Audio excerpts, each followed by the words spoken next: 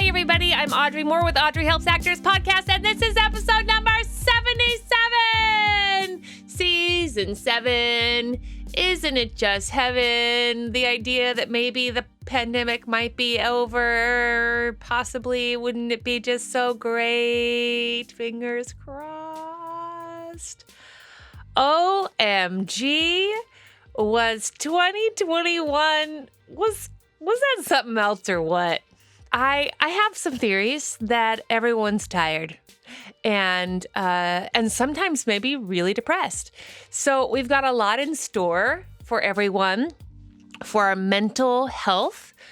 I am making a priority this season on keeping your passion going, keeping your enthusiasm going. How do you manage to be one of the very few who has the, yes, I can't wait, I love this work, I love this career, I love this profession, of somebody who just entered, with the execution and the knowledge of somebody who's been in this business for decades? That is my dream project for everyone, to combine the two, and I hope this season does it for you. Rhyming. Deal with it. All right, this episode, we're going to talk about Market Research March, everybody. Ideally as a preamble for Self-Tape May 2022.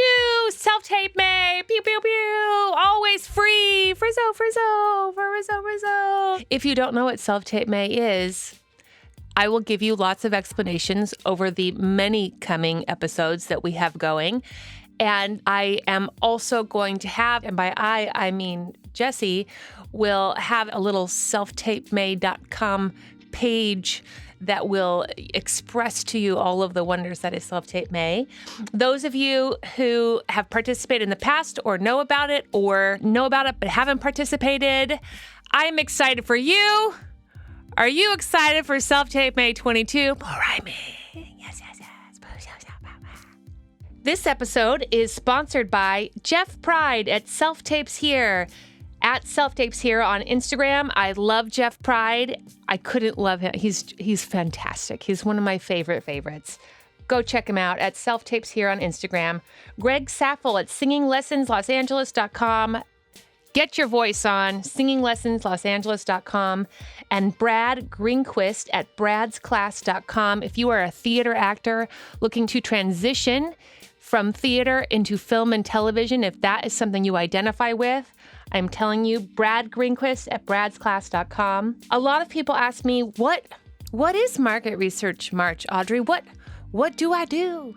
And Market Research March is simply going through the market that you are in and auditioning in. So if you are in Los Angeles is your market. If you are in New Mexico, sort of the Southwest might be your market. You're going to have the most success in booking the jobs for the shows that are currently shooting, filming, casting in your area. So the more I know about what's happening in my market, what are the shows? What are the tones of the shows shooting here? Who are the showrunners? Have I listened to interviews of those showrunners? Have I practiced that material? If the only material I've ever practiced is sides for shows filming in New York City, well, Los Angeles has a very different kind of procedural tone than things shooting in New York City. So it is really great practice to focus in the market that you are in, where you are most likely to be cast first.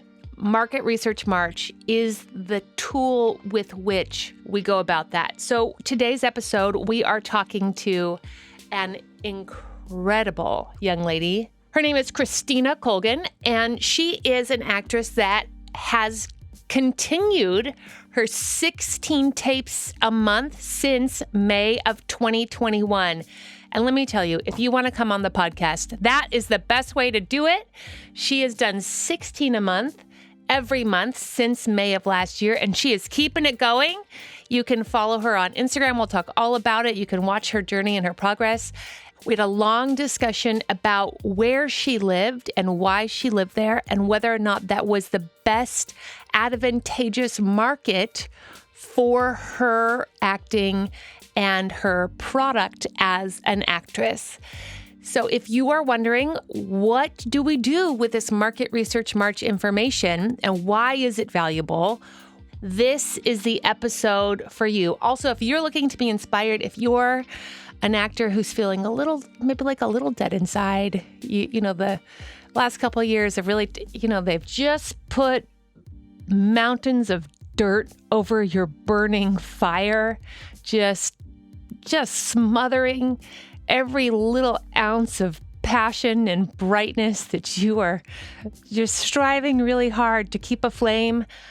Wouldn't it be great to listen to an episode where somebody is just so passionate and excited and keeping it going and doing tape after tape after tape and experimenting and having bookings and wins and reps and just life-affirming realizations inside, outside, career, personally, because of the work that she has been continuing to do as a furthering of the Self-Tape May practice? Oh my gosh, yes it is. This is the episode for you. I'm super excited. And I just want to say on a personal note to everybody, I am so proud of the work that we are able to do together, all of us, myself, Jesse, all the editors, all the guests, and you, absolutely, the listeners, the audience, the people who continue to share this information, share this podcast, and encourage people to continue to listen to it and just nurture the little gems. We're just trying to just like squeeze out these little diamonds through some solid pressure for everybody. It's a really passionate cause of mine. I love this craft. I love this profession. I love the people that do it. That's all of you and everyone who pursues art and entertainment as a profession. It is truly, truly beautiful and noble and generous. And I am so grateful to all of you who listen and share. All right, everybody. I love you. I hope you have a self-tape due today. Here's what I hope for you. This is my dream. I hope there's someone else that loves you enough in your life who will set up your lights for you while you're getting ready for your audition. That is today. All right, everybody. Book it! Audrey helps actors because they don't know anything. Okay, hi! Oh my gosh, hi Audrey. I'm so excited that we get to do this. Me I looked at so much of your stuff and we just have so much to talk about. So first of all, tell everybody, hi everybody, I'm Audrey Moore with Audrey Helps Actors, and today we have... Christina Colgan. Oh my gosh. Hi, Christina. I can't believe I'm saying this. Like, I have been listening to your podcast for so long. It's so exciting. I'm so excited. I mean, the impetus for having you on was you had participated in Self-Tape May last May, and it was your first time, correct? It was my second time, but my first time completing it. So let me ask you this time. How many tapes did you complete year one? Year one, I want to say I got to 11. I was close, like 11 or 12. And Good. Then, yeah. And then you were like, I'm all in. I love this because what I love is that you tried and you did the best that you could year one. And then you probably knew a little bit more about what you're getting yourself into. You probably prepped a little bit better, right? And then you were ready to go for May year two. Oh, definitely. The change that happened from year one to year two and now from year two on now, yeah, right, is incredible. Like I don't even remember. I rewatched one of my old tapes from 2020. Yeah. And I was like, oh girl. Did you just say woof? That was amazing. Hilarious. I invited you on because you are continuing the challenge and have been doing 16 tapes a month since May. And we are recording this end of November. Mm-hmm. I want to talk about that. I want to talk about what is happening. I want to provide any perspective or help that you are interested in. So tell everyone a little bit about you. I always like to start with, what does your landscape look like? Where are you living? What market are you in? Are you union? How many auditions are you going out on a week? What do your statistics look like? What things do you audition for? I grew up in Hong Kong, and they don't have theater schools in Hong Kong. They only have one, and you need to be fluent in Cantonese, and I am not fluent in Cantonese, so that kind of knocked that option. After I graduated and I spent a year working in Hong Kong, I was like, I need to make the move. And I moved to New York because I'm originally from Los Angeles, but I knew that if I moved to Los Angeles, I would never try New York. And my husband is from New Jersey, so it just made sense to go to New York. We moved to New York, and I was like, I'm going to be an actor. And then a month after I got there, I got a job as a TV host. And I was like, oh, this is wonderful. So I worked as a TV host for a year, and still I was like, it's not acting. I did like some independent films. I did some web series. It was so much fun.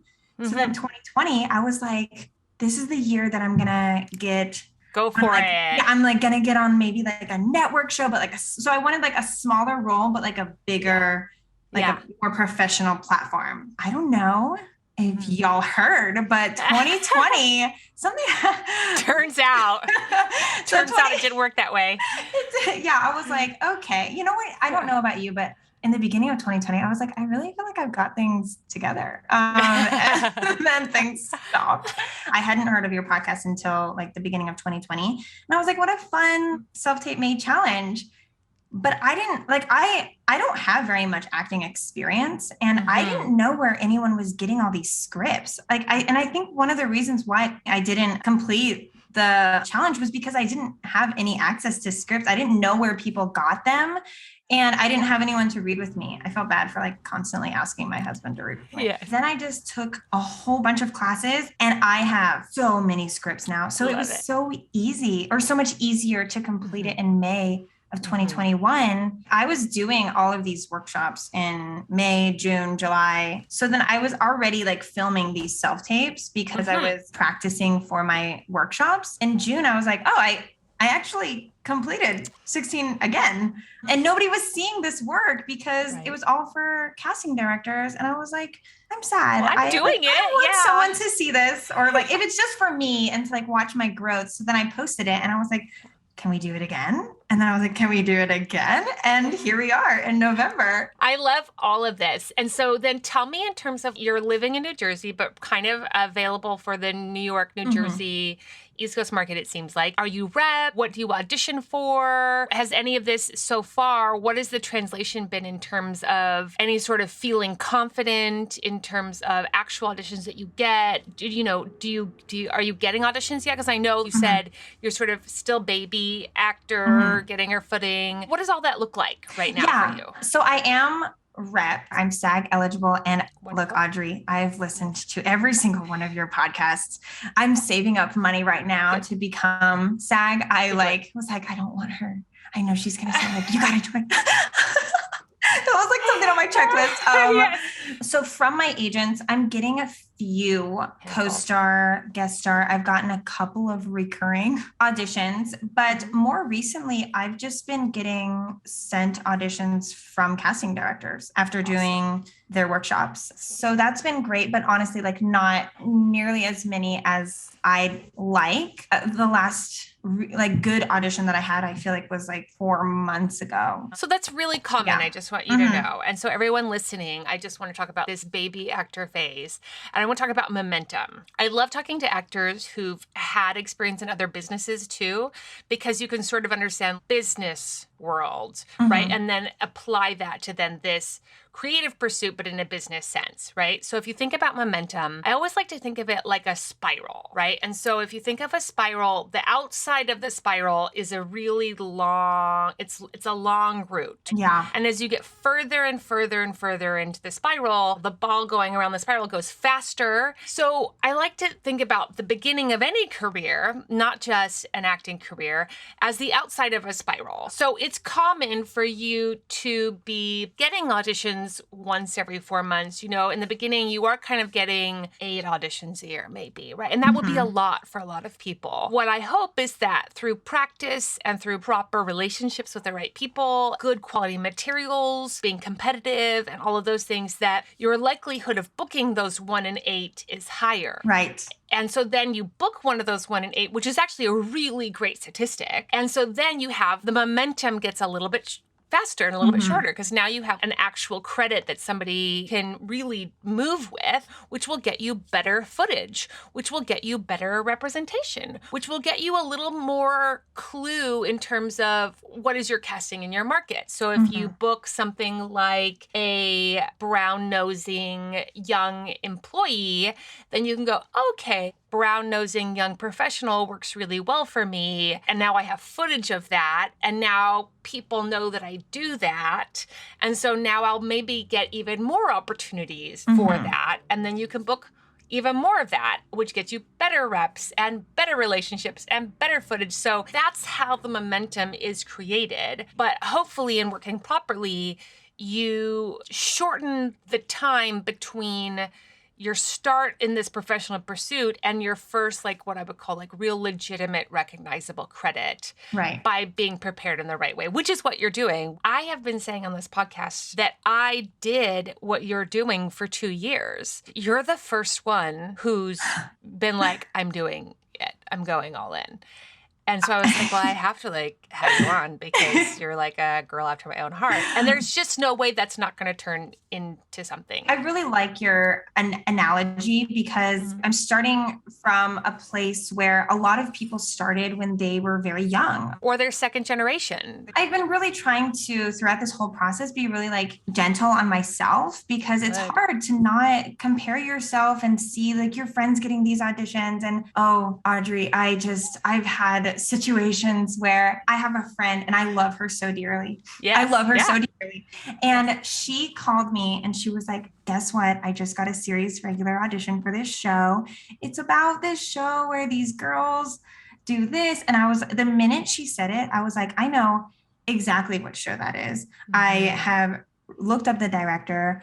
I have read every single article about that show. I have gone so far as to research the writer, and like I found an old like resume of this writer, and I cold reached out to this writer and I sent an email like saying, this is why I think I would be really great on your show. And then she got the audition. And I was like, congratulations. That's so great.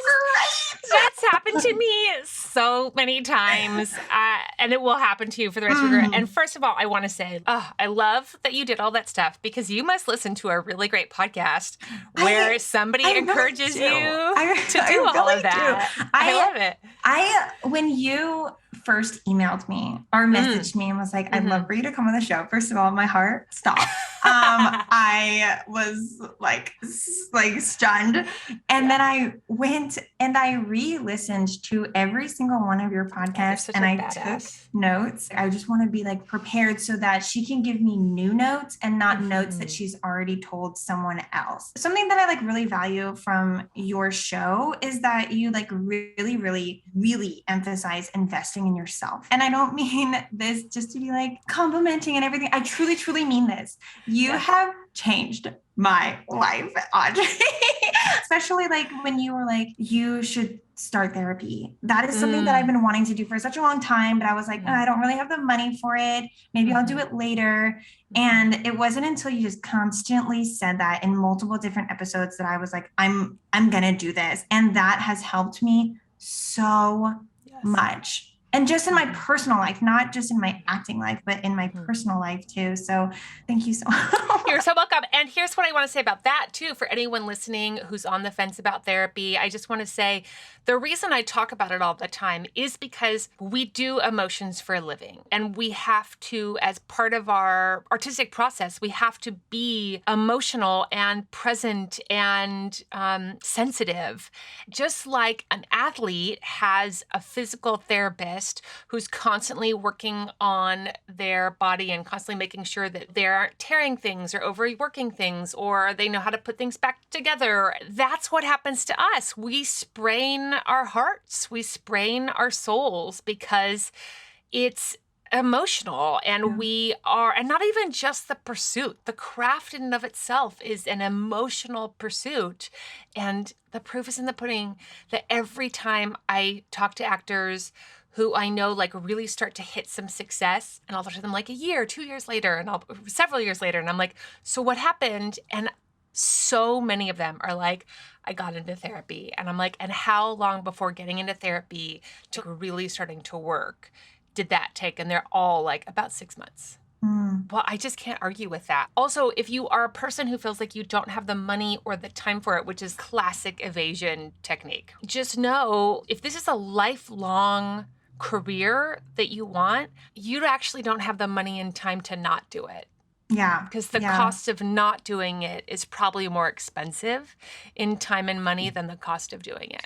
Yeah, I love that you say that, because that was what really got me into so many different things. Just the idea of not doing it is wasting more time, and it's wasting more like potential money in the future.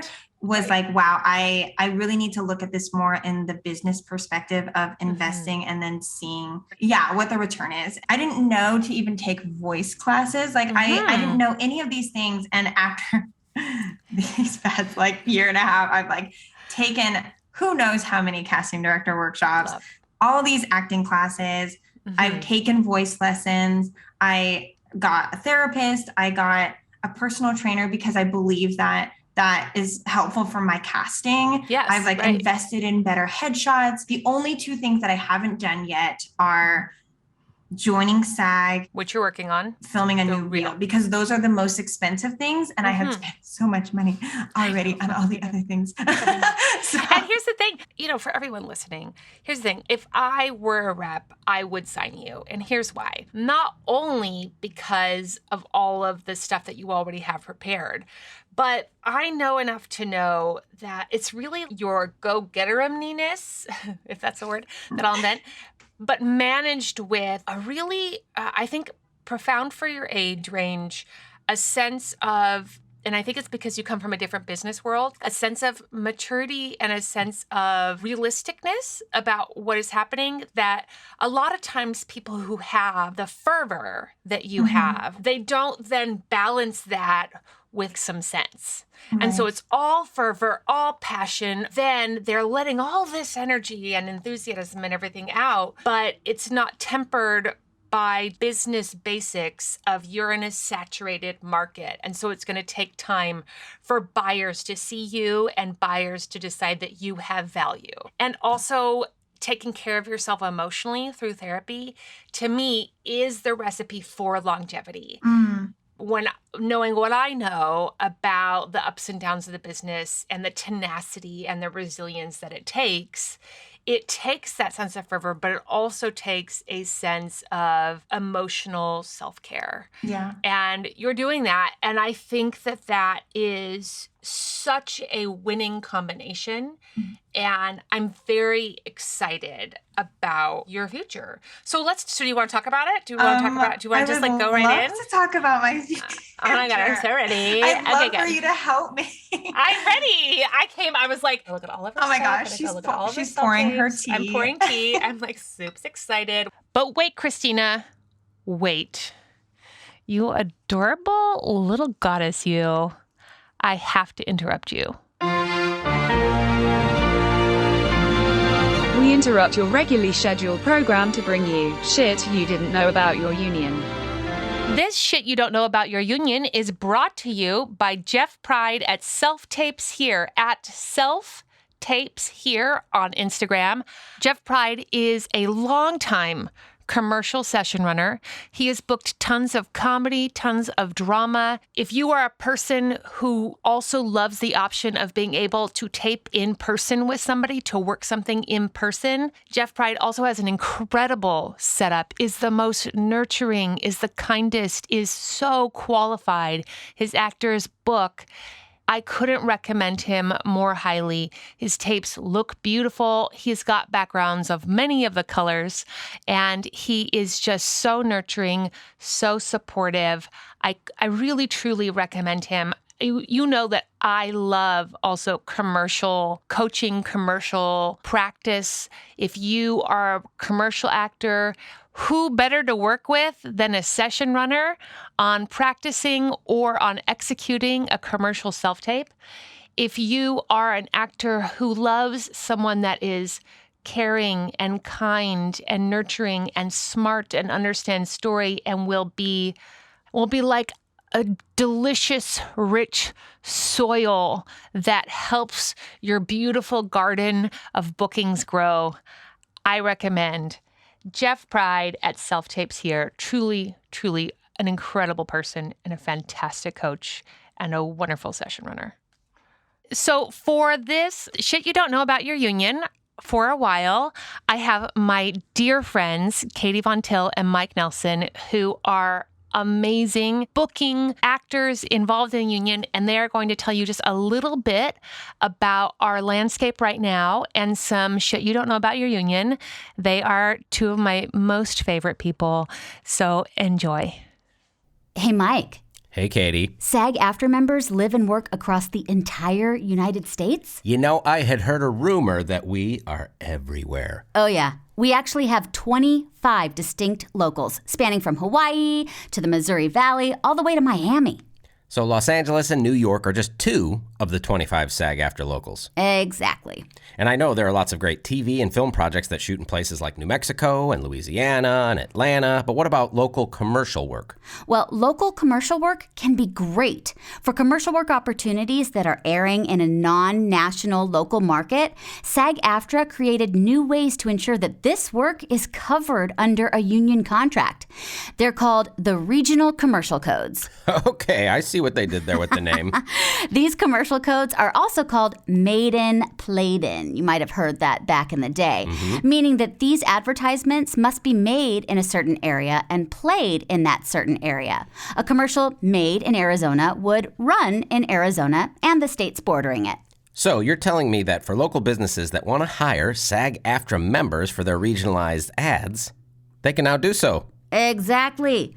What's more is that this means that for these SAG-AFTRA covered jobs, these sets will be safer. The union can advocate if something goes wrong, and those local commercial earnings will count toward a person's pension and health eligibility. Hell yeah. Oh yeah. Also, bonus for these local advertisers, they get access to our amazing talent. They can use any of us.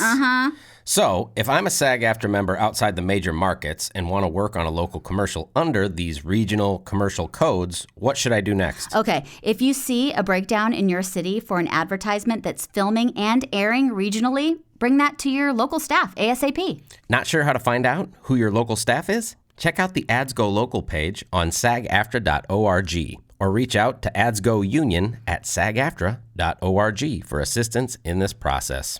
Thanks, Katie. You're welcome, Mike. It's great to run into you again. You too. This is nice.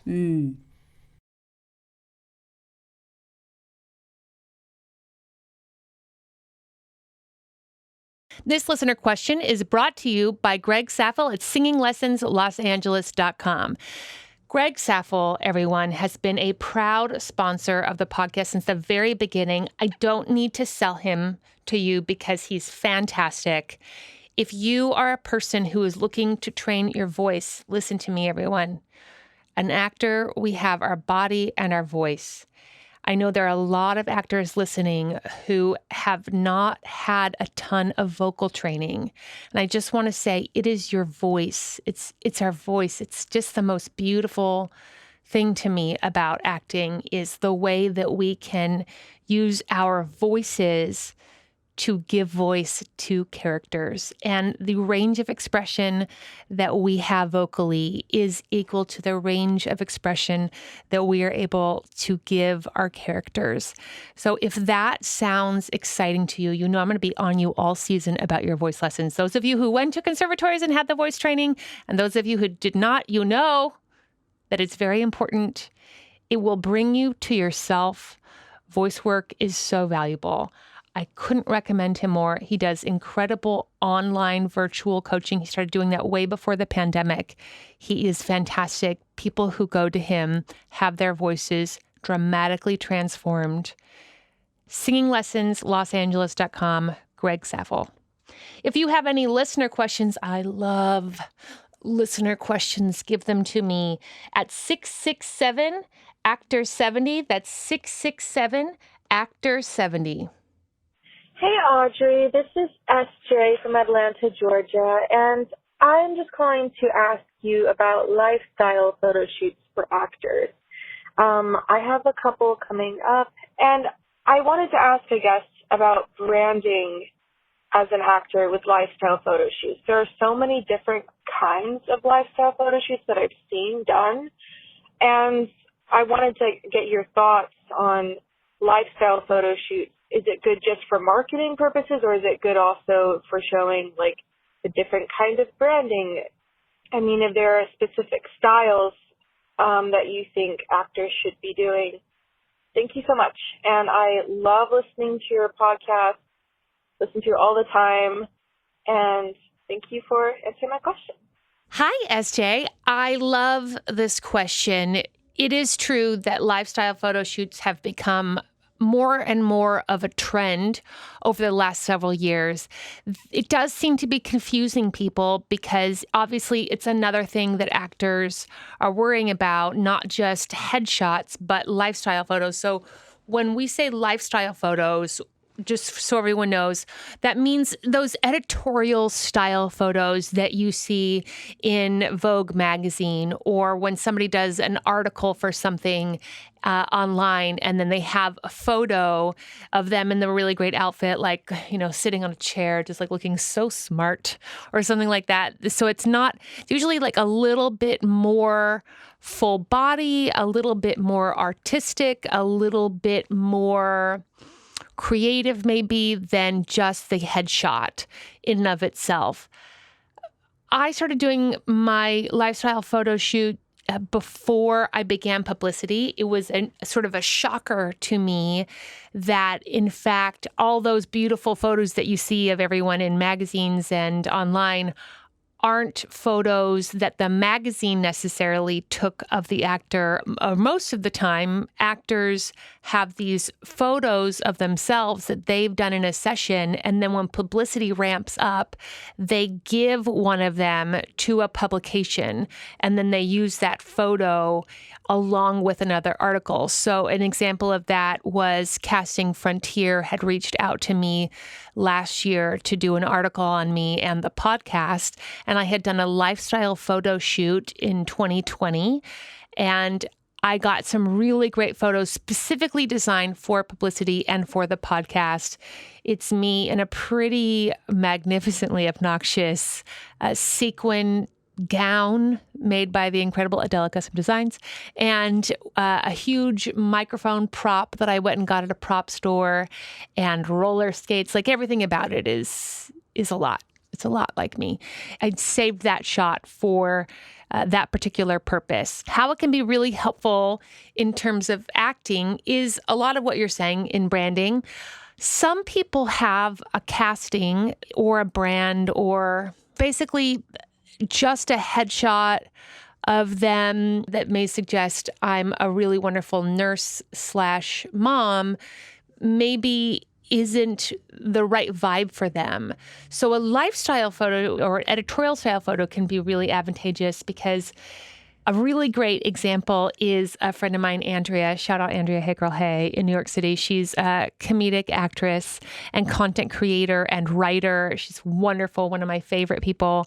And she had this website, and she had these headshots where she was trying so hard to be this actress, like this New York actress. And then her website, she is hilarious and goofy and fun and all these things. And so she got these lifestyle photos that I believe were like her face kind of being as special as she is, with a bunch of like weird dolls all around her. And just having that photo, say, on IMDb Pro or even on Actors Access breakdown services, it just tells me so much about her. Like, I look at it and I go, this girl is hilarious. I want to know more about her.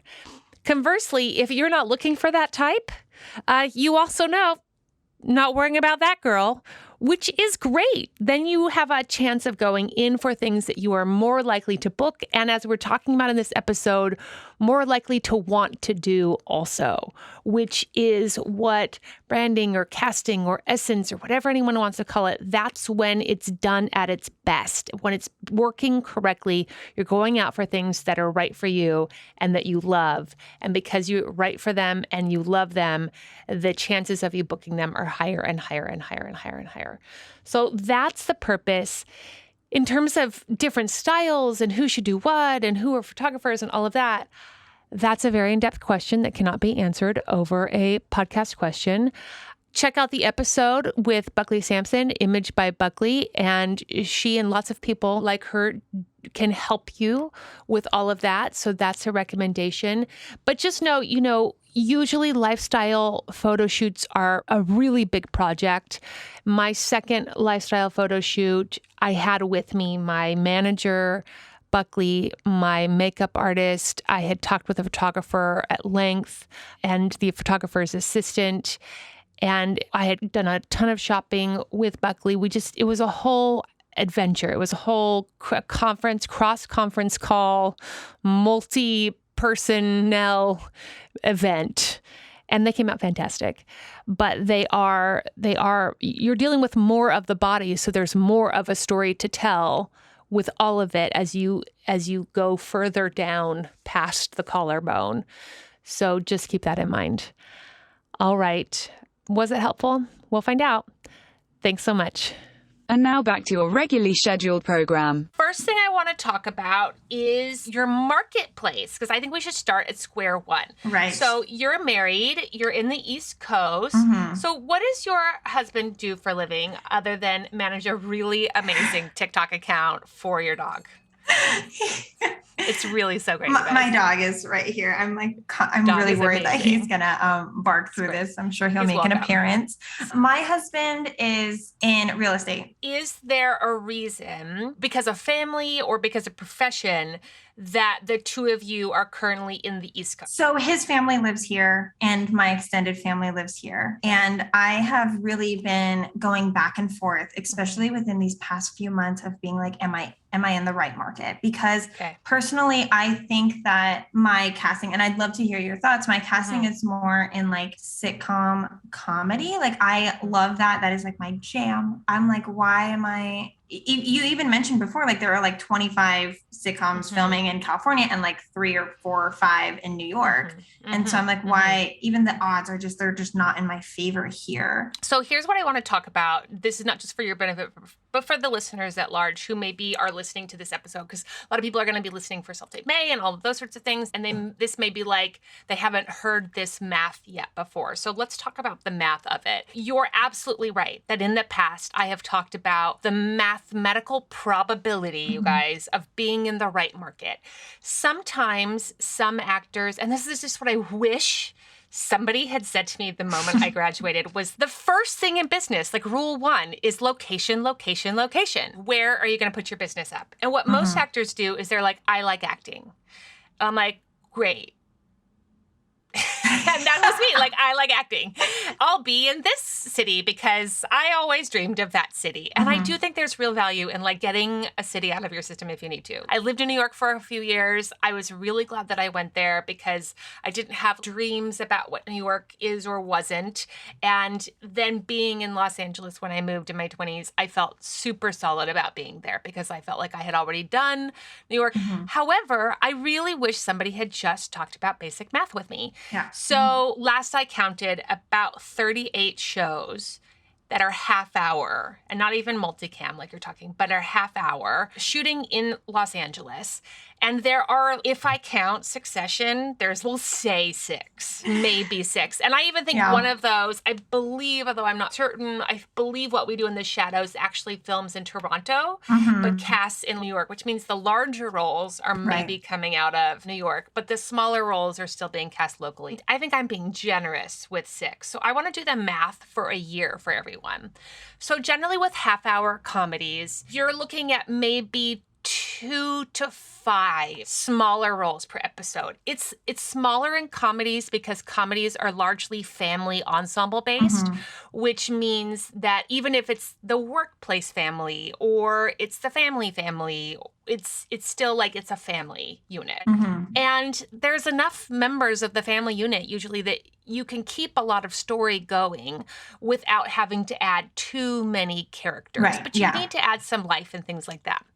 And so we're really talking 2 to 5 per episode. It's a half hour. So logically speaking, there's going to be less time per episode to fill in all of those roles, right? Versus a 1 hour, we're talking maybe 10 to 16. And that's just, there's more time. There's an hour to fill. So in a half hour show, let's say 3 roles on average per episode that you can audition for. So in 1 year, if we take half hour comedies, generally have 22 episodes on network, but they generally like 10 episodes on streaming. Let's just half it for funsies. Let's just say maybe 15 episodes total, right? 15 episodes total and then 3 roles. So in 1 year, just math without even getting into casting or any of that sort of stuff, you have 38 shows times 15 episodes times 3 roles. So in 1 year in Los Angeles, as a comedic actor, you have the opportunity to go out for 1,710 roles. Wow. Versus New York City, and we're going to give it 6, which is generous. Yeah. And by the way, those 6, they're not network comedies. So really, sometimes they have one, like they get a network comedy. Yeah. So 15 is still really generous because it's probably more like just 10, right? Maybe 11 because they get one network comedy. But we'll do 15. So let's do our 6 shows times 15 episodes times 3 roles per episode. So I just want to do the math for everyone. For Los Angeles, you're looking at 1,710 possible auditions for half hour versus New York, 270. Wow. Which means the simple decision to live in New York for comedy is costing you 1,440 opportunities in a year. Wow. And then if you multiply that by 5 years, you're losing out on 7,200 possible opportunities. Wow. That math. That math is so clear. Yeah. Yeah. I mean, I'm also thinking the New York market, there aren't very many SAG commercials here. I was totally just going to talk about commercials. And so just like to interrupt on that, just as a reminder to you and to everybody, if you are a commercial actor who works and books commercially in local, non-national markets, so not New York, not Los Angeles, and you are seeing some commercial work come through and you want those commercials to be union, just remember to email adsgounion@sagaftra.org. Literally, if you get an audition notice for a non-union commercial, you can send it to that office and they will flip the commercial. And that's also something you can do after you've even shot it. They can flip the commercial post-shoot and get you Taft-Hartley, which is magical. If you are a union actor in these markets and you want to encourage more union production, these made-in-played-in contracts that are really to encourage and sort of ease any of the confusion or misinformation that might lead a product or company to not do union commercials. So if that's the case, I recommend contacting your local board member and also SAG-AFTRA's Ads Go Union at sagaftra.org. Anyway, long tangent.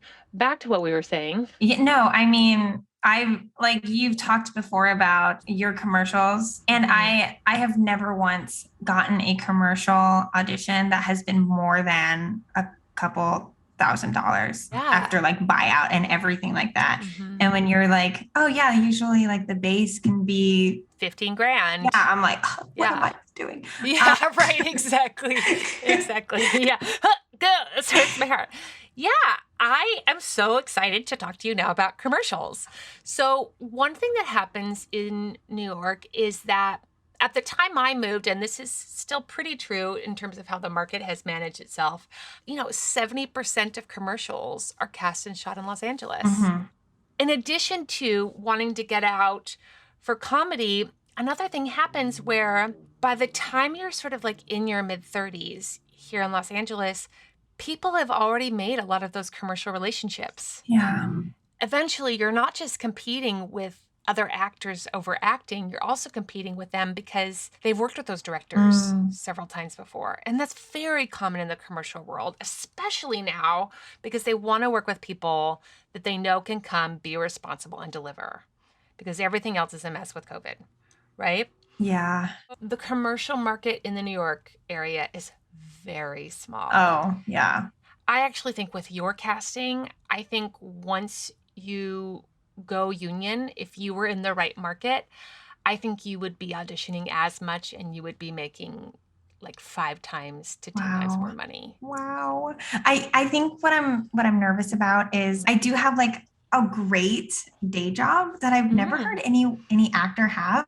Let's talk about it. I do closings. So in the last process of purchasing a home, you just have to like sign like the mortgage and the note and all of these things. And I'm like the notary. So I'm just like sign here, sign here, sign here. It's literally a 20-minute process. And I get paid $200 for each closing.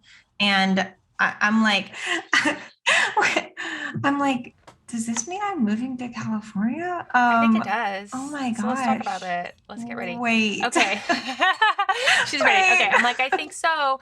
Because especially your closing job, you can do something exactly like that or similar to in another state. Yeah. And again, you're like, well, I'm making $200 doing this closing gig. What are you losing in terms of money and resources and opportunities by being on the wrong coast? And you said something that I really want to touch on because I think it's really important. You said that this half-hour world and those sorts of things is like where your heart is. And I want to talk about why I think that's really important. This industry is hard enough that you want to set yourself up for as much positive forward momentum as possible. If you're doing acting jobs that you kind of don't really want to really do anyway, I think it's like putting a dragnet on your momentum out the gate. And so not only just being in the right market and location, to me is also about passion. And if you love the thing that you're going out for, if you love the thing that you're pursuing, if you love the direction you're going in, it does make all the rest of it easier. Yeah. If you're auditioning for 1 hour drama after 1 hour drama after 1 hour drama for you, and it's not as exciting to you as these life-giving half hours that you get, then I think you're working against yourself. I do. And it is a lot. And I want you to also know, it is the rare time. It really is, everyone. Like, people listen to this podcast, they know. How many times have I ever been like, you need to move to California? It's time. And I can vouch for that because I've re-listened to all of your podcasts and you have never once said that to someone. I can think of 2 people that I know that I'm friends with, one who came from Atlanta and one who came from Chicago, that I felt the same way about, that I was like, these are friends of mine. And I was like, I don't know what you're doing over there. Like, you gotta get to LA. And they did, and they started working immediately. Oh my gosh. Because the market plus them was in sync. Yeah. In terms of Los Angeles, I actually have a couple of people that I think you should meet with before you come to LA that you should just do like half-hour meetings with so that they can affirm for you that this is a good market for you. Okay. So one thing I have is I have an acting coach who really specializes in half-hour and all of her clients work. She's great. Okay. And I think she would be a really great person for you to just begin a relationship with and see if she also affirms that you should be in Los Angeles. Yeah. Okay. So I'm going to email that person to you. Yeah. Okay. I won't shout her out because she's hard to get to rightfully. And I'm going to email her to you. The other thing is there's a couple of creatives that I think you could talk to. One is I think you could talk to the ladies. You could take the 3-week class, which is great, over at Camera Left Stage, right? Yeah. Which are the commercial girls. I think they would also affirm for you that commercially, this would be a really great market for you. Right. They could really tell you things like, what are your products? What are your brands? Show them some of the commercial tapes that you've done in your commercial reel and just have a conversation with them. The other thing I think you should do is there is a casting person that I'm going to connect you with that I think you should talk to who knows the Los Angeles market very well. Just sort of go, do you think I would do well in Los Angeles? Or should I stay in New York? Or is Atlanta the place for me? Or like, what is it? That way you can sort of get more data. Because what I really don't think you should do is have one conversation determine the next 10 years of your life. Let's get some data from other people who are really qualified on all sides to sort of talk to you about this. Okay? In terms of money, you had talked about a reel. I think for your age range, I don't think your reel needs a lot of work. Like, I think you have footage that shows your casting and shows you doing really solid work. And I think you could have more footage. But in your category, there's not a ton of people who have a ton of footage. So having any footage, which I think is solid enough, I think I would rather you spend that chunk of change on moving to another coast than putting it on a reel. I'm shocked to hear that. I've been so insecure about my reel footage. Oh, I understand. It's not just your reel footage, it's your reel footage against the reel footage you're competing against. But again, don't just take my word for it, take the experts' word for it. I think we should also get a representative opinion. Because they are the sellers. So let's get a representative opinion on your marketability in Los Angeles as well. Also, have you been to LA?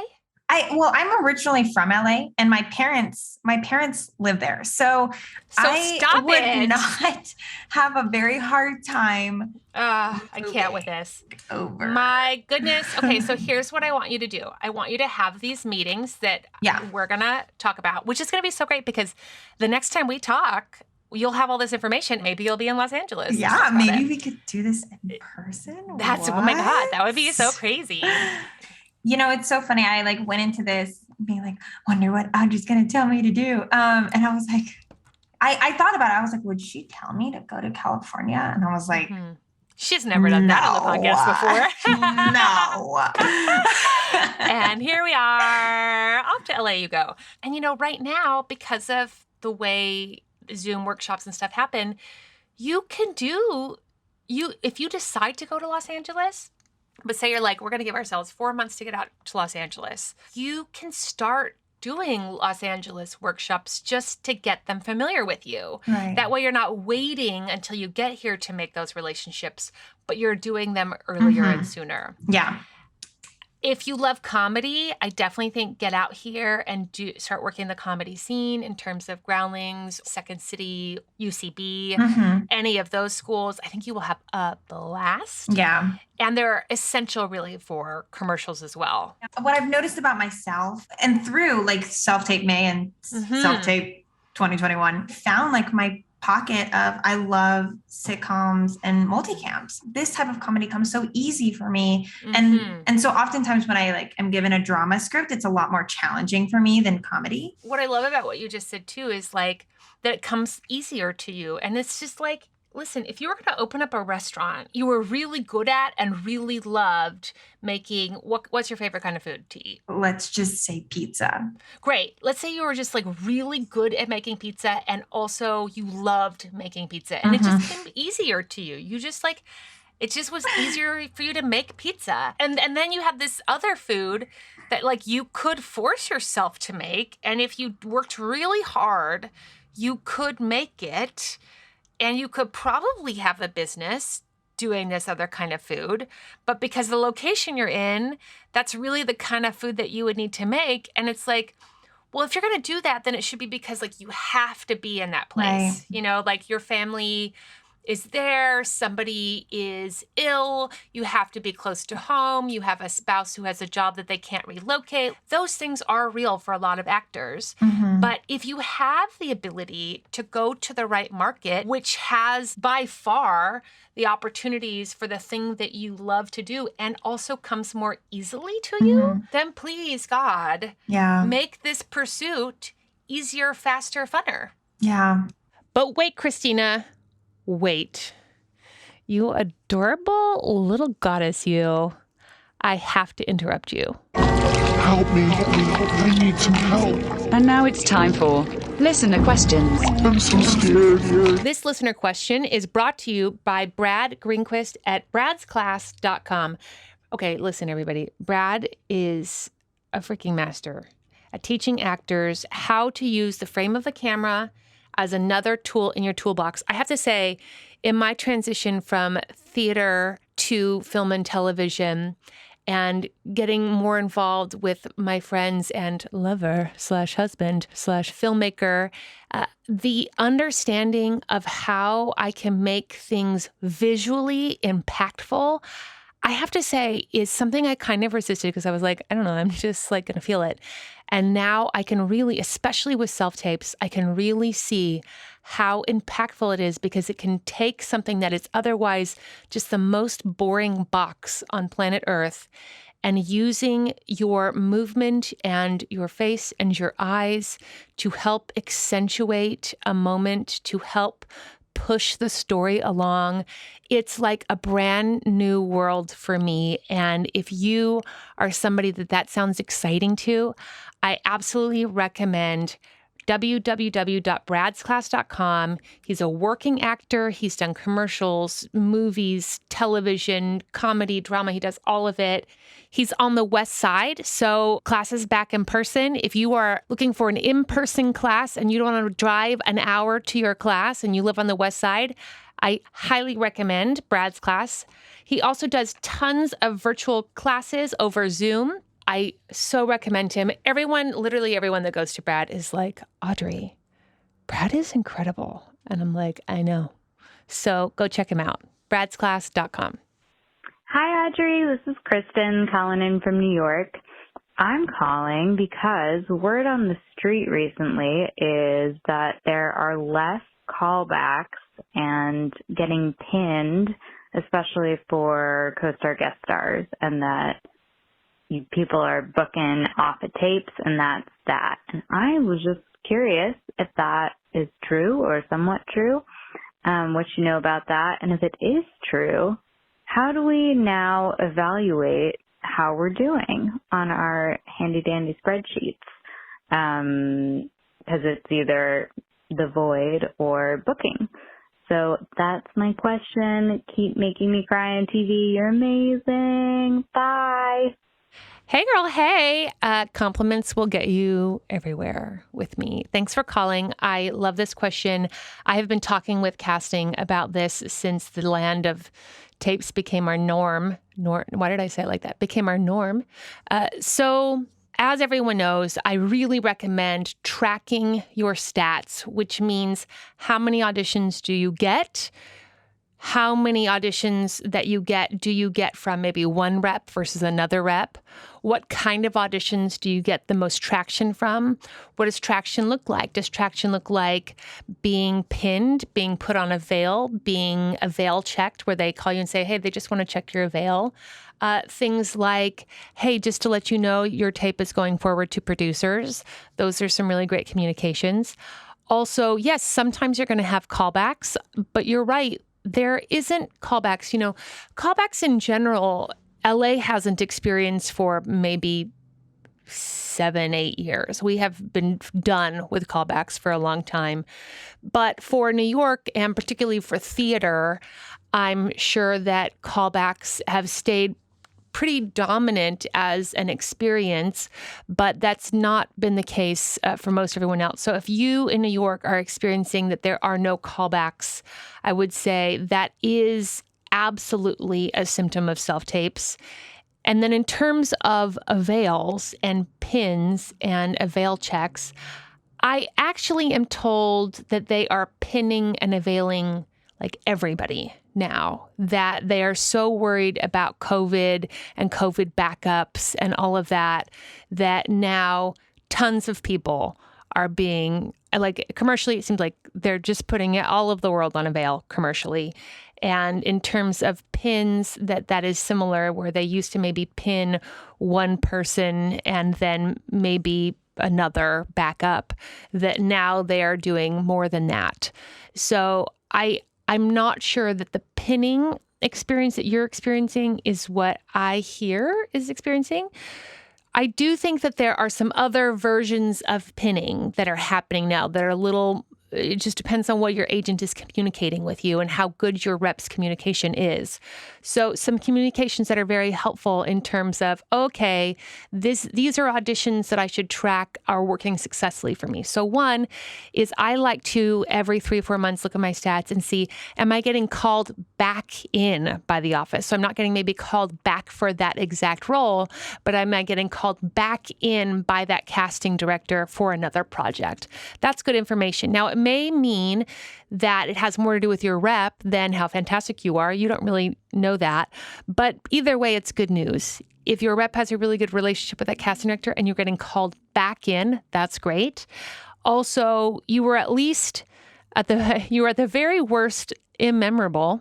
So you weren't so bad that they refused to call you in for another opportunity. So take it as a win. If you're getting called back in 3, 4, 5 times by an office, that really means that they are looking for you. So that's what I would say is like a new version of a call back is a call back in. That's one. 2 is something called a veil check. So the casting director, if you are going forward to producers, the casting director will often call your agent and just do like a casual, just an avail check. Just want to make sure that you're that she's available for this project shooting in 3 weeks. Just a veil check. Another thing that is happening, and now a veil check doesn't mean anything. It doesn't actually mean anything. It just means that before casting sends you forward to producers, they want to make sure that to the best of their ability, if producers choose you, that they don't call you and they go, oh, actually, there is a wedding on the Sunday in the middle of those dates, and so she's not available for 3 of those working dates. They want to cut that off at the forefront. They don't want any of that noise. So that's what an avail check is. It's a good sign. Doesn't mean anything, but it means better than not having an avail check, I would say, a lot of the time. So that's a good sign. And it doesn't mean that if you're not getting avail checks that you're not being sent forward, however, because some casting directors might be more worried about that. It might be the size of roles, might be the kind of role you're going out for. Maybe that they just got burned last episode on something, so now they're avail checking everyone because they just got in trouble with producers. So they're avail checking. Could also mean that maybe an agent has more of a reputation of just being willy-nilly with that. So maybe your friend is getting avail checked all the time, could have more to do with the reputation that their agent has than you. So it's not necessarily a bad sign if you don't get an avail check, but it is a better sign than not a good sign if you do get an avail check. Isn't this industry great? So clear. Okay, the other thing is obviously avails, pins, things like that. Sometimes and oftentimes, depending on your reps, my reps are wonderful about this, shout out. They're really great at some feedback like, hey, just want to let you know you've gone forward to producers. They checked in on your vaccination status. So that's a good sign. That means that casting watched everyone's tape and that you're going forward. So that's another good sign. Another thing that's really great is, God love a good rep who watches your audition and lets you know. So I always take that as well. My reps, they know they don't control anything, but if they have watched my tape and they write back and they say, this was fantastic, or wow, really great tape, anything like that, I think, what happens after that, who knows? But are you getting any positive affirmation from literally anyone outside of your best friend or mom letting you know that you are on the right track? Well, that's better news than worse news. And if you have a rep who particularly loved a tape, that's also really great, because then you can check in and say, I know that you're not going to hold out on me if they called to book me. Can you check in on any updates that might have happened? Because sometimes they can find out, as my reps have done, they really loved you. They did offer it out, but you are the backup in case the offer falls through for any reason. So again, any information like that. I will also say that they are absolutely auditioning like double the people they were in the room.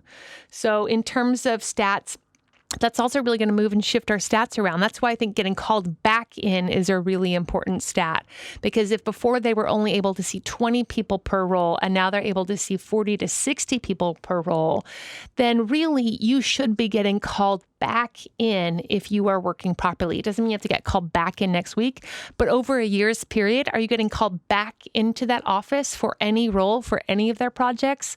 Well, that's a good sign. That to me is the new marker that you're working properly. We're just going to have to sit tight and see what the new sort of stats are. It used to be if you booked 1 in 20, you were doing really well. But if now they're seeing 40, 60 people when they were only seeing 20, I think that really changes the game in terms of stats. So good luck to us all as we work through our numbers over the next couple of years and try to decipher what is good stats, what is average stats, and what is bleak. Good news is if you're getting auditions, that's in the right direction. And now back to your regularly scheduled program. So social media, where can people reach out to you? Yeah, my personal account is Christina A. Colgan, ChristinaaColgan. And then my self-tape account is self-tape Christina. And then if you are interested in checking out Barkley, Barkley Bark Choi is his full name. I love it. You'll find it on my personal account. I'm not gonna spell it. But yeah, he has more Instagram followers than me, as he should. He's a star. He truly is. We like to recreate movie scenes together. I have seen them and they're so great. And we just recreated Taylor Swift's All Too Well short film. It got raving reviews. So check it out. Love. Okay. And then what is the best part about the business for you? Oh gosh, I wrote this down because I knew that you were going to ask this. I love the whole process of this industry, not just the acting, but the idea of someone can have an idea and then write it down on a piece of paper and then give it to someone and they bring it to life. And then through a whole crew member, you create a world. I just think that is so magical. It is such magic that we do. I love it. I agree. I love it. And what is the hardest part about the business for you? Sometimes just not giving up when you have all of these things coming at you, like you're not good enough. You don't look pretty enough. You're too this, you're not enough this. And then just to continue and say, I'm going to keep going because sometimes I just cry to my husband and I'm just like, I just want to give up. And I'm so sad because I know that I'm not going to. Right. That is almost worse, right? Yeah. Right. It's I'm like stuck. I just want to give up.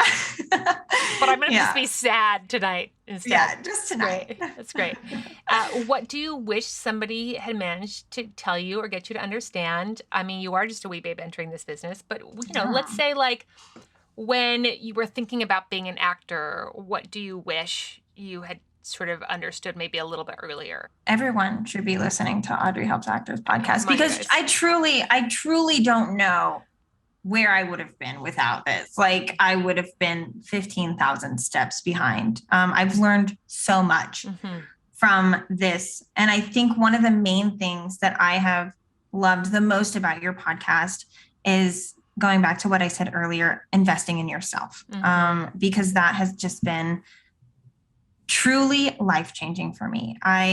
It's made me think about all of the things in my life that I've just kind of lived with and not like just been like, I guess that's kind of like part of who I am. And it made me like stop and think, I don't want to live with this for the rest of my life. This like body dysmorphia, body image issues, negative relationships with food, and like reshaping it. And it's very hard. It's like mentally very hard because it's something that I've like, with this industry, like you're taught all of these things. These are like ideas that I've had for like 15 years that I'm like learning that that's actually not true.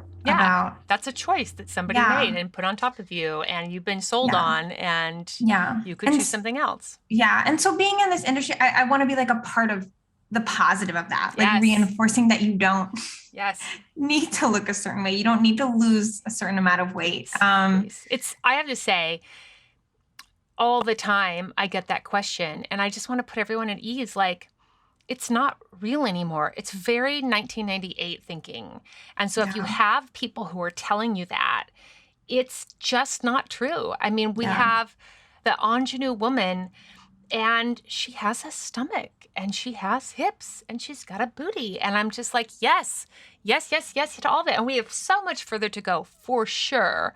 But the days of having to be a 00 to be a working actor are just long gone. And anyone who's telling you that I want you to know they are out of touch. Like Audrey is telling you 100% with no doubts they're out of touch.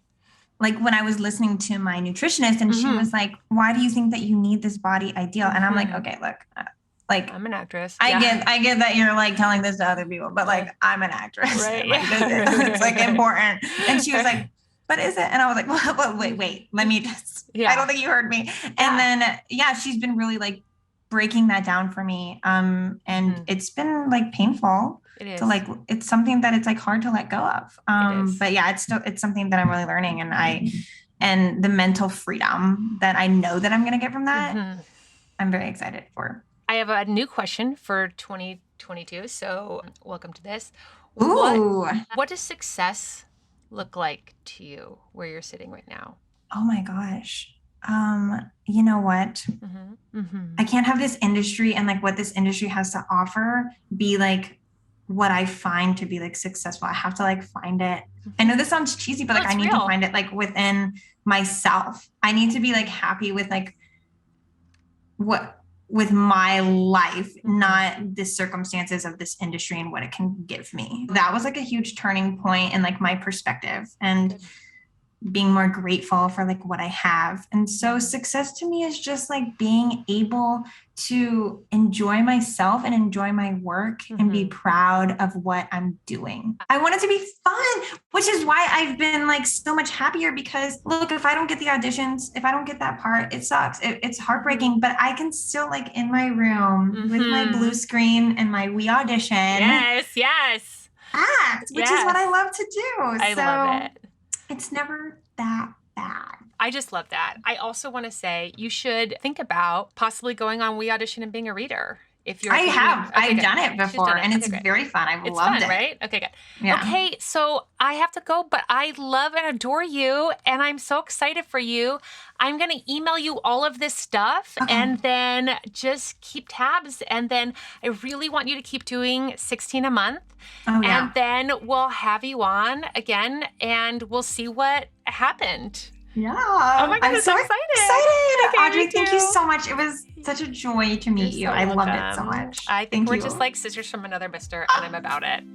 Next week on Audrey Helps Actors, we've got the wonderful Marissa Moses. Oh my goodness, do you need some self-care? Do you need to know what is that in 2022 for an actor? What is this?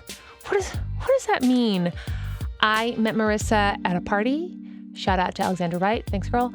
And immediately connected with her. And she is a second-generation artist here in Los Angeles and really puts into perspective all of the emotions, all the feelings, all the experiences that we're having and what to do about all of that. And how does that relate to being a working actor?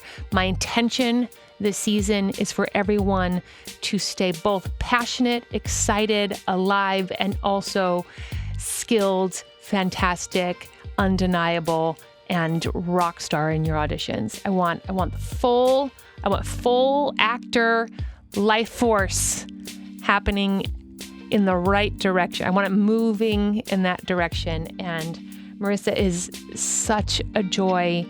And I found the conversation to be so confirming and healing and beautiful. Wouldn't you say, Annie? He would say. Yes, he would, he says. Okay, great. Thank you so much to Christina. you are just a delight. I am so excited for you. You're a little boss-ass bee, and I have promised to have her back on should she finish her 16 tapes a month through May 2022. And we are going to then discuss, what happened since we recorded this episode and where is she now? It's like our own reality TV, like Love is Blind follow-up reunion episode, which I hope you're as excited about as I am. This episode was mixed and mastered by Thomas Hank Snodgrass, produced and edited by Jesse Lumen, still so handsome, everyone. It's been a hard couple years, and I have to say, he's managed to get even handsomer, my beautiful husband. Show music by Ari De Niro and theme song by Aalok Mehta and 108 Hill. All right, don't forget that towel.